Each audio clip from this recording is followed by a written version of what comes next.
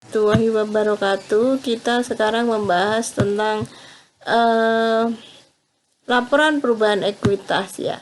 Sebelum kita membahas tentang laporan perubahan ekuitas, kita membahas terlebih dahulu tentang laporan laba ditahan.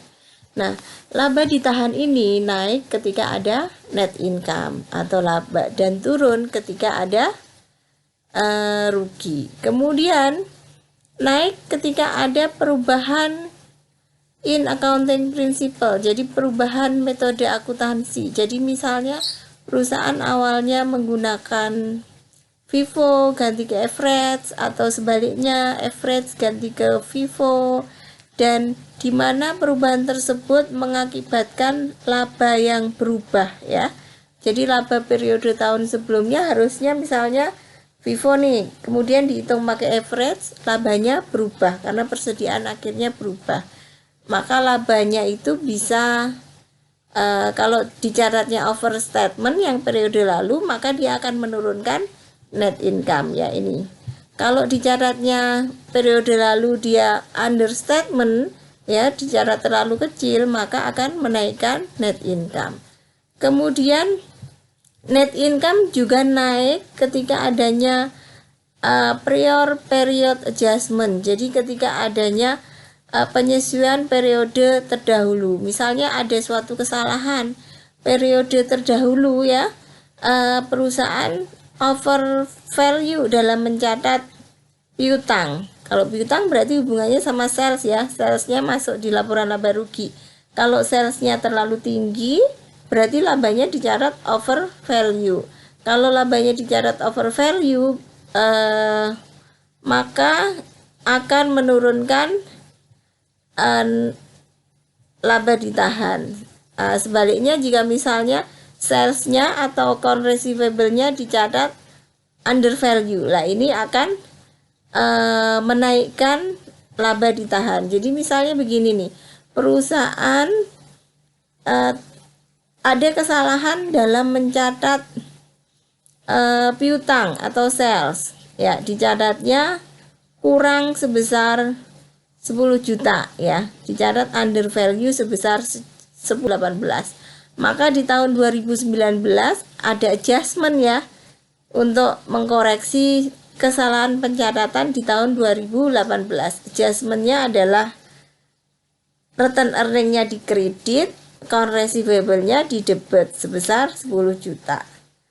Ya, sebaliknya kalau misalnya tahun sebelumnya dicatat over value kebanyakan 10 juta, maka jurnal koreksinya adalah return earning-nya di debit, account receivable-nya di kredit. Nah, itu berarti menurunkan return earning.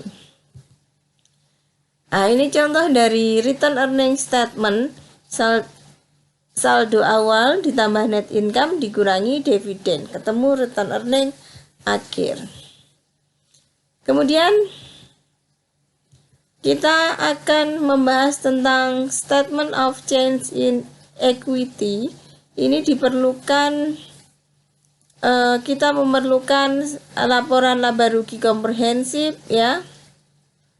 Ada yang terdiri atas share capital ordinary, modal saham biasa, modal saham premium, return earning yang kita bahas sebelumnya, dan akumulasi saldo di dalam other comprehensive income. OCI sudah kita bahas di pertemuan sebelumnya ya.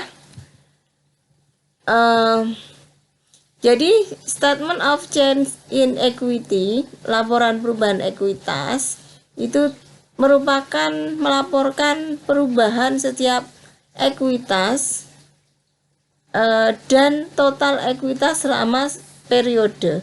Jadi terdiri dari OCI ya, accumulated comprehensive income, kemudian kontribusi ini kontribusi saham dan distribusi dividen ke pemegang saham, kemudian rekonsiliasi setiap komponen ekuitas dari awal sampai akhir periode. Nah, ini contohnya ya.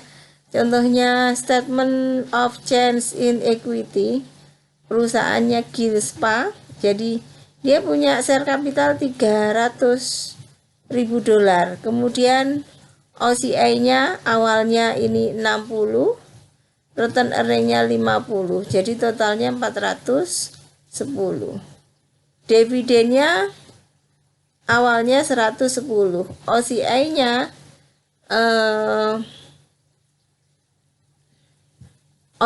ada penambahan ya, awalnya 60 ada penambahan sebesar 30 ya. Oh maaf, ini net income-nya 110, dividennya 10 ya.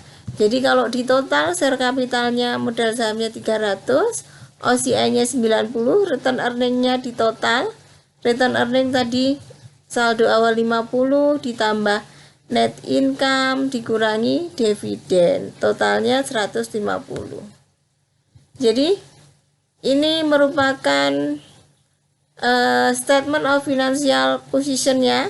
Jadi equity ditambah equity terdiri atas share capital ditambah return earning dikurangi dengan OCI ya. Jadi sebelum kita menyusun statement of change in equity, kita susun dulu laporan laporan laba ditahan. Laporan laba ditahan ini tadi ya. Ini jadi saldo awal ditambah net income dikurangi dividen ya. Kemudian setelah ketemu laporan laba ditahan, kita menyusun laporan perubahan modal. Jadi ekuitas ditambah return earning ditambah OCI. Baik saudara, itu yang bisa saya sampaikan dalam pembahasan mengenai laporan perubahan modal hari ini. Silakan disimak ya, dipelajari. Assalamualaikum warahmatullahi wabarakatuh.